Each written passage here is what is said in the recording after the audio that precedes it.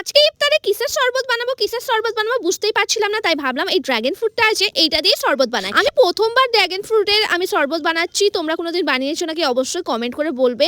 আমি লাল কালারের dragon fruit নিয়েছি। তো প্রথমে না যেমন আম কাটে তেমন কাটার চেষ্টা করছিলাম। আমি ভাবলাম যে দেখতে ভালো লাগবে, তো এইটা করতে গেলাম, দেখছি ড্রাগন ফ্রুটটা পড়েই যাচ্ছিল কেটে কেটে। তারপর আমি ছোট ছোট পিস করে তারপরে একটা মিক্সিতে দিয়ে দিলাম। মিক্সিতে ভালো করে সব কটা ছোট ছোট পিস করে দেওয়ার পরে আমি দেবো একটুখানি চিনি, কারণ চিনি আমি জানি না ড্রাগন ফ্রুটটা কেমন শরবতে মিষ্টি লাগবে নাকি, তার জন্য আর একটু জল দিয়ে দিয়েছি। তারপরে এটাকে ঢেকে একটু মিক্সিতে কিছুক্ষণের জন্য একটু মিক্স করে নেবো, কারণ বেশিক্ষণ করার দরকার নেই। তারপরে দেখো কত সুন্দর একটা কালার এসছে ড্রাগন ফ্রুটের। এই কালারটা আমার প্রচন্ড ভালো লাগে। আমি দুটো গ্লাসে ঢেলে নিলাম। তারপরে আমি দেবো একটু লেবুর রস, কারণ ফ্রুটে না একটু লেবুর রস থাকলে খেতে অনেকটাই ভালো লাগে। আর আমি ইফতার করার জন্য রেখে দিয়েছিলাম জুসটা করে, আর এদিকে ফলটা উপর দিকে জুসটা নিচের দিকে চলে গেছিলো দেখো। তাই একটু হাতে করে চামচে করে মিক্স করে নিলাম। আর আমি প্রথমবার এরকম জুস খেলাম, আমার সত্যি কথা বলতে অনেকই ভালো লেগেছে। তোমরাও ট্রাই করতে পারো।